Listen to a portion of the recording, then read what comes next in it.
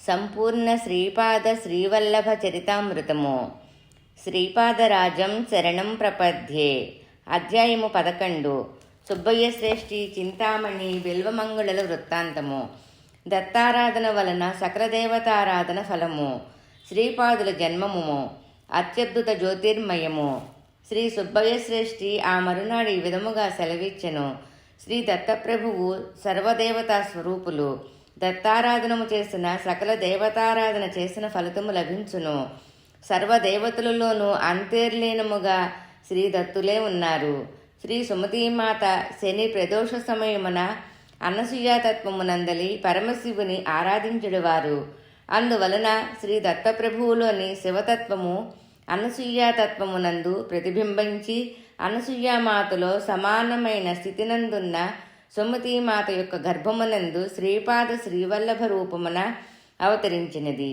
ఇది ఒకానొక అద్భుత యోగ ప్రక్రియ. వారు మాతా పితృ సంయోగము వలన కాక యోగనిష్ఠులయ్యున్న అప్పలరాజు శర్మ సుమతీమాతల నేత్రముల నుండి యోగజ్యోతులు ప్రభవించి అవి సంయోగము చెంది సుమతీమాత గర్భమునందు నిలిచి నవమాసములు నిండిన తదుపరి కేవలము జ్యోతి స్వరూపముగా మాత్రమే వెలువడినది. శ్రీపాదుల వస్తుతః జ్యోతి స్వరూపులు. వారు 3వ సంవత్సరము నుండి కొన్ని వింత శక్తులను ప్రకటించసాగిరి. శ్రీపాదుల వారి తర్వాత వారికి శ్రీ విద్యాధరి, రాధ, సురేఖ అను 3 సోదరీమణులు జన్మించిరి. శ్రీ విద్యాధరి జననమందిన రోజున బాపనార్యుల దూరపు బంధువు మల్లాది శ్రీరామకృష్ణావధానులు అను మహాపండితుడు వారి ఇంటికి వచ్చెను. వారికి చంద్రశేఖరుడను కుమారుడుండెను. గండికోట వారింట మహాలక్ష్మియే జనించెను. ఆమె మల్లాది వారి కోడలైన బాగుండునని బంధువులు ముక్తకంఠముతో పలికిరి. శ్రీపాదులు వారు కూడా తమ సోదరి శ్రీ విద్యాధరిని చంద్రశేఖరునికిచ్చి వివాహము చేసిన బాగుండుననిరి. శ్రీపాదులు వారి సిద్ధ సంకల్పులు, వజ్ర సంకల్పులు. వారి వచనానుసారమే తదుపరి కాలమునందు శ్రీ విద్యాధరికిని చంద్రశేఖరావధానులకును రంగరంగ వైభవముగా పీఠకాపురమున వివాహమాయెను.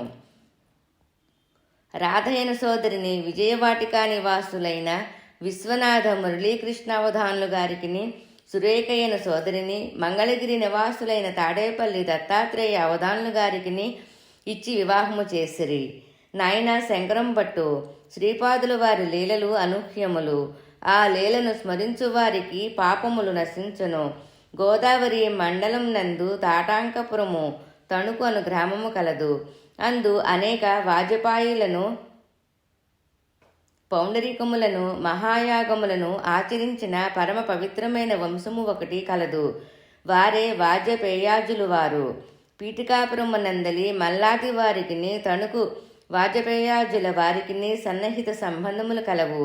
అయితే వాజపేయాజుల వారు ఇదం బ్రహ్మం ఇదం క్షాత్రం అను సిద్ధాంతమునందు విశ్వాసము కలవారు. వారు వశిష్ఠ శక్తి, పరాశర సత్రయ ఋషి, ప్రవరాన్విత పరాశర గోత్ర సంభువులు. వారు ఋగ్వేదులు.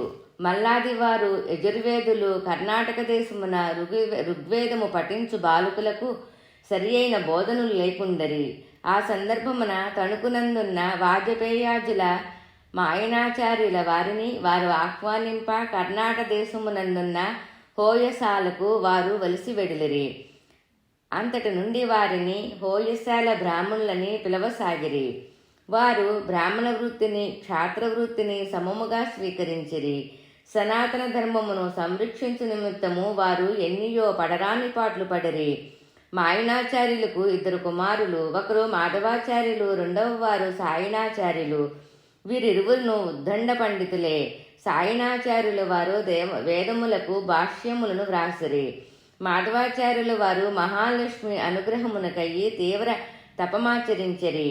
మహాలక్ష్మి ప్రసన్నము కాగా వారు తమకు విశేషమైన లక్ష్మీ కటాక్షము కావాలనరి. అంతట శ్రీదేవి, నాయన అది నీకు ప్రస్తుత జన్మము సాధ్యము కాదు అనెను. వారు వెంటనే, అమ్మా నేను సన్యసించుచున్నాను, నాకు ఇప్పుడు 2వ జన్మే కదా అనిరి. శ్రీదేవి అనుగ్రహించెను. వారు లోకమును ముట్టుకున్నా అది బంగారముగా మారుచుండెడిది. వారే విద్యారణ్య మహర్షులు. వారిని శ్రీపాదులు వారు అనుగ్రహించిరి. వారికి మూడవ తరముగా సన్యాసాశ్రమ పరంపరలో శ్రీకృష్ణ సరస్వతిగా జన్మించి నది వారే. శ్రీపాదుల భవిష్యత్తులో నృసింహ సరస్వతిగా అవతరించినప్పుడు వారికి శ్రీకృష్ణ సరస్వతి సన్యాసాశ్రమ గురువులుగా నుందురు. వారికి భోగములు ఎందు కాంక్ష నశింపలేదు కనుక తదుపరి శతాబ్దములలో సాయణాచార్యుల వంశములో గోవింద దీక్షితులుగా జన్మించి తంజావూరు ప్రభువులకు మహామంత్రి అయ్యి రాజశ్రీగా 1000 నోళ్లు కొనయాడబడిదరు. ఇది అంతయును భవిష్యవాణి. ఇది శ్రీపాదులు వారే స్వయముగా నిర్ణయించిన విధి విధానము. వారు సత్యసంకల్పులు కనుక విధిగా ఈ భవిష్యవాణి జరిగి తీరును. అనేక దేవతారాధనలు చేయునప్పుడు ఆయా దేవతలతో దత్తప్రభువు చైతన్యము ప్రతిబింబించి నూతన చైతన్యముగా మార్పు నొంది సాధుకుల అభిష్టములను నెరవేర్చును. దత్తప్రభువునే ఆశ్రయించినచో ఏ దేవతాంశము వలన ఎంతవరకు ఏ పని నిర్వర్తింపబడవలనో దత్తప్రభువే నిర్ణయించి కంటికి రెప్పవలే కాపాడును. ధ్రువుడు కఠోర తపమాచరించెను. అతనికి శ్రీ మహావిష్ణువు తన అపారమైన అనంతమైన పితృవాత్సల్యమును పంచి ఇచ్చెను. ఆ ధ్రువుడు కలియుగములో అవతరించినప్పుడు భగవంతుని అపారమైన పితృవాత్సల్యమును అనంత కారుణ్యమును పొందవలసినదిగా తన అనసూయులకు బోధించెను. భగవంతుని యొక్క అనంతమైన క్షమాగుణమును అపారమైన ప్రేమతత్వమును భూమి మీదికి ప్రసరింపచేయుటకే క్రీస్తు ప్రభువుని ఆగమము. భగవంతుని యొక్క అనంతమైన క్షమాగుణమును అపారమైన ప్రేమతత్వమును భూమి మీదికి ప్రసరింపచేయుటకే క్రీస్తు ప్రభువుని ఆగమము. శ్రీ దత్తప్రభువు సగుణ తత్వమునకు నిర్గుణతత్వమునకు అతీతమున ఆధారమును అయిన పరమతత్వము, అది ఏ చరమతత్వము, అది ఏ ఆదితత్వము, అది ఏ ఆద్యాంతరహితత్వము కేవలము అనుభవపూర్వకముగా తెలుసుకొనవలననే కానీ అది ఈ విధముగా ఉండునని మనము తర్కబుద్ధితో యోచించుట కేవలము నిష్ఫలము. ఒక పని జరుగుటకు కానీ జరగకుండుటకు కానీ వేరొక విధముగా జరుగుటకు కానీ గల సర్వ సామర్థ్యమే శ్రీపాద శ్రీవల్లభ అవతార రహస్యము. శ్రీపాద తత్వము తాను స్వయముగా దత్తాత్రేయుడునని వచించిన శ్రీపాదులు తమ ఇంట నుండి కాలాగ్ని శమనదత్తుని ఆరాధించువారు. ఒక పర్యాయము బాపనార్యులు ఈ విషయమున మదనపడి శ్రీపాదుల వారినే, నాయనా శ్రీపాద, నీవు దత్తుడువా లేక దత్త ఉపాసకుడువా అని ప్రశ్నించిరి.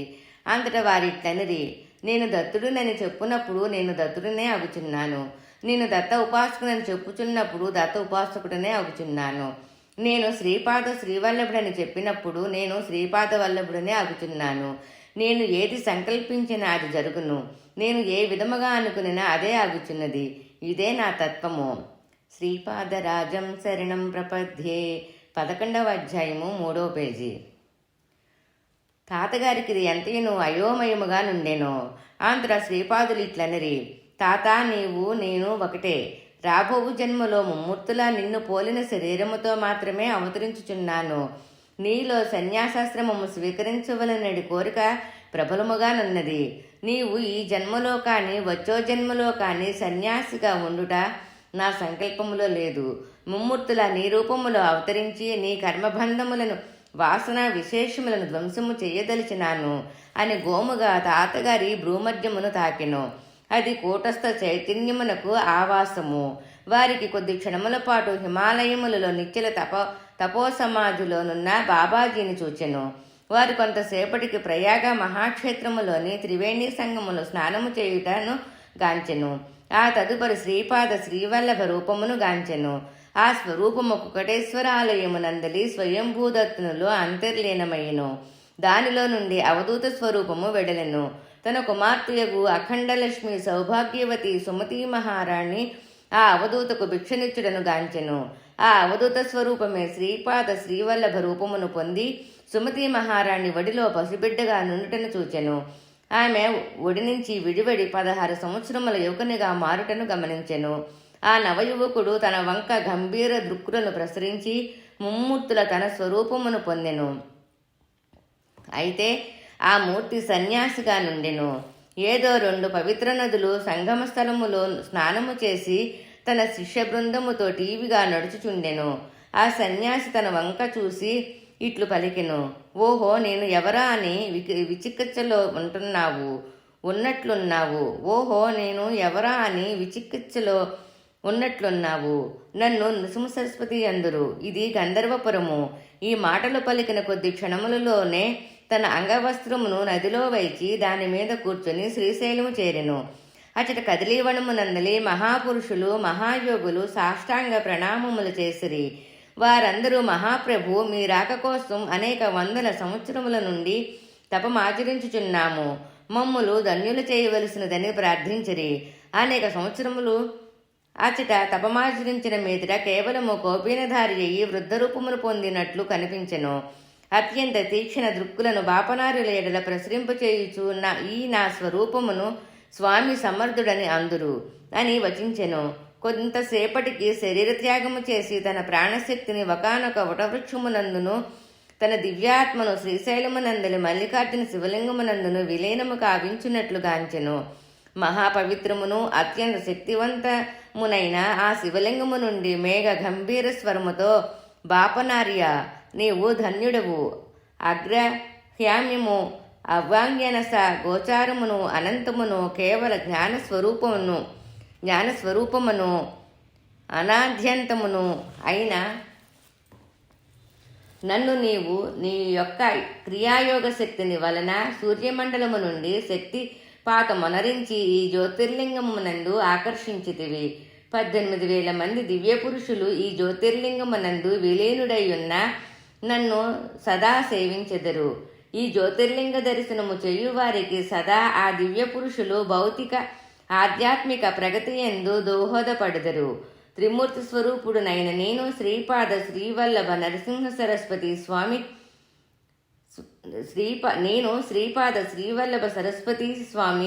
స్వామి సమర్థ స్వరూపములతో నిన్ను అనుగ్రహించుచున్నాను అని వినిపించెను. నాయన శంకరం భట్టు, శ్రీగురుని లీలలు అనూహ్యములు. కొంత వడికి బాపనార్యులకి ప్రకృతిరస్తులైరి. తమకు ఎదురుగా అమాయకమైన ముఖముతో చిరునవ్వులు చిందించుచు 3 సంవత్సరముల ప్రాయములో ఉన్న శ్రీపాదులు వారిని చూచిరి. ఈ వింతానుభవం వారికి దివ్య మధురముగా నుండెను. శ్రీపాదులు వారిని తమ గుండెలకు హత్తుకొనిరి. కొంతసేపు వారి దివ్య తన్మయావస్థలో నుండిరి. ఆ తన్మయావస్థ నుండి స్వస్థులయ్యి అగ్నిహోత్ర కార్యమునకు పూనుకొనిరి. వారి అగ్నిహోత్రము చేయు కార్యము కొంత గొప్ప వారు అగ్నిహోత్రము చేయు కార్యము వింతగొల్పునదిగా ఉండును. జిమ్మికరను రావికరను ఉపయోగించి సాధారణముగా అగ్నిని పుట్టించెదరు. కానీ బాపనార్యులు మాత్రము సమిధులు అగ్నికుండమునందుంచి వేదమంత్రోచరణ చేయుదురు. వెంటనే అగ్ని సృష్టి అయ్యి ప్రజ్వలించును. అప్పలరాజు శర్మ గారు కూడా ఇదే విధముగా చేయుదురు. వారి వంశమునందు అగ్ని పూజ కలదు. ప్రజ్వలించుచున్న అగ్నికుండమునందు దిగి ఆహుతులను వేల్చెదురు. ఇది సాధారణముగా విశేష పరమములందు చేయువారు. ఈ విధముగా అగ్ని పూజ యందు వారి శరీరమునకు కాని వస్త్రములకు కాని అగ్ని వలన ఏ విధమైన ఇబ్బందియు కలగదు. ఇది ఆశ్చర్యములలోకెల్లా ఆశ్చర్యము. శ్రీపాదుల ఘటనాఘటన సామర్థ్యము. బాపనార్యులు అగ్నిహోత్రము స్వల్ప కార్యమున ఆనాడు ఎన్ని మార్లు వేదమంత్రములను ఉచ్చరించుచున్నను అగ్ని సృష్టి జరగలేదు. శ్రీపాదులు వారు తమ తాతగారి దురావస్థను చూచి లీలగా నవ్వుకునుచుండిరి. తాతగారికి ముచ్చెమటలు పోయుచుండెను. అంతట శ్రీపాదులు వారి అగ్నికుండము వైపు చూచి, ఓయి అగ్నిదేవ, నిన్ను ఆజ్ఞాపించుచున్నాను, తాతగారి దైవ కార్యమునకు ఆటంకము కలిగింపకము అనిరి. వెంటనే అగ్ని సృష్టి జరిగి ప్రజ్వలింపసాగెను. శ్రీపాదుల వారు తాతగారి కలశమునందలి నీటిని గైకొని అగ్నిగుండములో పోసెను. అగ్ని ఆరిపోవుటకు బదులు మరింతగా ప్రజ్వలింపసాగెను. తాతగారి వింతను చూచి మరింత ఆశ్చర్యపోయిరి. శ్రీపాదుల వారిట్లనిరి, తాత, నా ఈ అవతరణమునకు నీవును వెంకటప్పయ్య శ్రేష్ఠియును నరసింహవర్మయ్యను కారకులు. అందువలన నీవు కానీ మా నాయన కానీ వెంకటప్పయ్య శ్రేష్ఠి నుండి కానీ నరసింహవర్మ నుండి కానీ ధన సహాయము కానీ ధనేతర సహాయము కానీ స్వీకరించిన అది దానము క్రింద లెక్కకు రాదు. ఆ రకముగా సహాయమును స్వీకరించకపోవుట దైవద్రోహము కూడా కాగలదు. అటువంటి సహాయమును పరమేశ్వర అనుగ్రహముగా భావింపవలెను.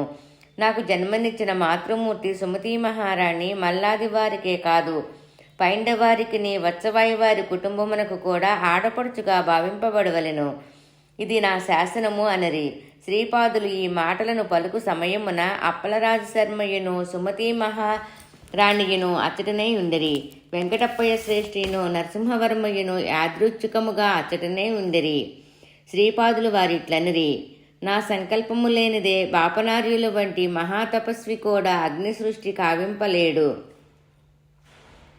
మా నాయన కూడా అగ్నిగుండమునందు దిగిన ఎడల అగ్నిహోత్రుడు తన ప్రతాపమును చూపించి తీరును. నా సంకల్పమునందు మార్పు జరిగినచో వెంకటప్పయ్య శ్రేష్ఠి నిరుపేదగా మారిపోవును. పుట్ల కొలిది భూములున్న నరసింహవర్మ నిలవ నీడలేని వాడగును. మీరందరూ నా సంకల్పమును అనుసరించియే ఆయా స్థితుల్లో ఉన్నారు. నేను బిచ్చమెత్తుకొను వానిని మహారాజుగా చేయగలను, మహారాజును బిచ్చగానిగా మార్చగలను. నన్ను ఆశ్రయించిన నా భక్తునికి వాడు ఏది కోరినా ఇవ్వగలను. అయితే ఇచ్చుటకు ముందు అంతటి ఉన్నత శక్తిని ఆ భక్తుడు నిలుపుకోగలడా? తన శక్తి సామర్థ్యమును లోకోపకారము కొరకు ఉపయోగించునా లేదా అని వారిని పరీక్షింతును. నాకు అవసరమని తోచినప్పుడు మన్నును మిన్నుగాను మిన్నును మన్నుగాను మార్చివేయగలను. బాపనార్యులు కృతయుగములో లాభద మహర్షిగా ఉండగా వారికి మంగళ మహర్షి అని శిష్యుడొకడు ఉండేవాడు. మంగళ మహర్షి దర్భలు కొయ్యుచుండగా పొరపాటున చేతికి గాయమయ్యి రక్తము స్రవించెను. ఆ రక్తము గడ్డకట్టి సుగంధభరితమైన విభూతిగా మారెను. ఆహా, నేను ఎంతటి గొప్ప సిద్ధిని పొందితిని అని మనసులో వానికి గర్వము కలిగెను. అంతటా పరమశివుడు ప్రత్యక్షమయ్యి తన చేతిని లీలగా కదిలించెను. హిమగిరుల నుండి మంచు పెళ్ళలు విరిగిపడినట్లు చెప్పలేనంతటి విభూతి వర్షించెను. పరమశివుడిట్లనియే త్రేతాయుగములో భరద్వజుడు పీఠికాపురములో సవిత్రాకాటక చైనము చేయును. ఆ మహాచైనమునందు పేరుకొనిన విభూతిలోని లవలేశమును నీకు చూపించి తిని. అంతట మంగళ మహర్షి గర్వము తొలగిపోయిను. శ్రోతలందరూ అవాక్కయి శ్రీపాదులు వారు చెప్పినది వినుచుండరి. శ్రీపాదులు ఇట్లనిరి, ఈ పీఠికాపుర అగ్రహారములో అడుగుపెట్టుట ఎన్నో జన్మల పుణ్యఫలము. నా ఈ అవతరణము సమయములో మీరు నాతో నుండుట చెప్పరానంతటి విశేషము. నా శక్తి అనుభవములోనికి రావలనన్న మొదట నీవు తీవ్ర సాధకుడువు కావలను. అప్పుడు మాత్రమే నా శక్తి, కరుణ, వాత్సల్యము, రక్షణ, పాప విమోచనము నీకు అనుభవములోనికి వచ్చును. నా జన్మభూమి అయిన ఈ బాపనార్యుల ఇంట నా పాదుకులు ప్రతిష్ఠింపబడును. నేను పీఠికాపురమున ఉదయవేళలో అమ్మ సుమతి వడలో పాలు త్రాగెదను. మధ్యాహ్న సమయమున అమ్మ సుమతి నాకు గోరుముద్దలు చేసి అన్నము తినిపించును. రాత్రి సమయములో పీఠికాపురమున అమ్మ సుమతి ఒడిలో నుండి గోధుమతో చేసిన హల్వా తిందును. నేను పీఠికాపురమునందు ఉన్నట్లే గంధర్వపురమున నృసింహ సరస్వతి రూపమున ఉందును. మధ్యాహ్న సమయమునందు ఖచ్చితముగా గంధర్వపురమున భిక్ష చేసేదను. అంతర్నేత్ర దృష్టి కలవారులకు ఇవి స్పష్టముగా గోచరించును. శ్రీపాదరాజం శరణం ప్రపద్యే 11వ అధ్యాయము 5వ పేజీ. శ్రీధరుని కాలమందే నా జన్మభూమి ఎందే నా పాదుకా ప్రతిష్ట శ్రీపాదుల భవిష్యత్తు వాణి. ఈ దివ్యవచనమును ఆలకించిన వారందరికీ సంభ్రమాచర్యములతో కూడిన ఒకానొక ఆనందము అనుభవమవసాగెను. వారి కన్నుల వెంట సంతతధారగా కన్నీరు వర్షించుచుండెను. శ్రీపాదులు తన తండ్రి చెంత చేరి వారి కన్నీటి బాష్పములను తుడిచి ఇట్లనిరి, సమయము వచ్చినప్పుడు నేను నా అన్నలిద్దరిని అంగవైకల్యము నుండి విముక్తులను చేసేదను. వారు మహాపండితులయుదురు. ధర్మ, కర్మ, బ్రహ్మ మార్గములో ప్రవర్తిల్లుదురు. ఈ నరసింహవర్మ భవిష్యత్తులో ఛత్రపతి శివాజీ అను పేరు చక్రవర్తి కాగలడు. ఇతడు సనాతన ధర్మమును రక్షించడంలో బద్ధకంకణుడు. అతని భూస్థానములో నా అన్న సమర్థరామదాసు అనేది పేరు సమర్థ సద్గురుడగును. సమర్థరాముడు తిరిగి శివగ్రామమున గజానన్ మహారాజు అనే పేర అవధూతయ్యి ప్రసిద్ధిగాంచెను. మరి ఒక అన్న శ్రీధరనామముతో విఖ్యాతుడగును. శ్రీధరుని కాలమునందే నా జన్మభూమి యందు నా శ్రీపాదుకులు ప్రతిష్ఠింపబడును. శ్రీపాదరాజం శరణం ప్రపద్యే 11వ అధ్యాయము 6వ పేజీ. మహాపురుషులు, మహాయోగులు, అన్ని దేశముల వారు చీమల పుట్టల వలె లక్షల సంఖ్యలో నా దర్శనార్థము నా దర్బారునకు వచ్చెదరు. వారు దత్తదిగంబర దత్తదిగంబర శ్రీపాదవల్లభ దత్తదిగంబర నృసింహదత్త దిగంబర ఎనుచు తన్మయత్వముతో నృత్యము చేసెదరు. నేను కాలపురుషునకు అనుమతి ఇచ్చిన తక్షణమే కాగల కార్యములు క్షణములో నెరవేరును. నా పేరిట మహాసంస్థానం ఒకటి ఏర్పడను. నా ప్రభావము అతిశయించిన కొలదిని ఈ పీఠికాపుర క్షేత్రములో గోష్పాదమంత భూమి కూడా క్రయము పొందుటకు అవకాశము లేకుండును. నేను నా వారు అనుకున్న వారిని అవసరమైతే జుట్టు పట్టుకొని ఈడ్చుకొని వచ్చి పీఠికాపురములో పడవేసేదను. ఎంతటి ధనవంతుడైనను ఎంతటి యోగి అయినను నా సంకల్పము లేక ఎంతటి ధనవంతుడు అయినను ఎంతటి యోగి అయినను నా సంకల్పము లేక పీఠికాపురములోని నా సంస్థానమునకు రాలేరు. ఇది నిశ్చయము. నా నిజతత్వమును గ్రహించి ఆనందించండి. ఈ తరుణము మరి రాదు. మానవుని అవగాహనలోని సమస్త దేవతా శక్తులు నా స్వరూపమునందే ఉన్నవి. మోక్ష మార్గము నాకు దక్షిణ ఎవడైనా సమర్పించిన నేను దానిని నూరింతలు చేసి తరుణ మాసన్నమైనప్పుడు వానికి అనుగ్రహింతును. ధర్మమునకు విరుద్ధము కాకుండా ధనార్జన చేయవలెను. ధర్మమునకు విరుద్ధము కాకుండా కోరికలను అనుభవింపవచ్చును. సత్కర్మలను ఆచరించుట వలన మోహము నశించును. మోహము క్షయమైన పిమ్మట మోక్షము లభించును. నాయనా శంకరం భట్టు, వింటివా శ్రీపాదుల వారి అమృతవచనములు.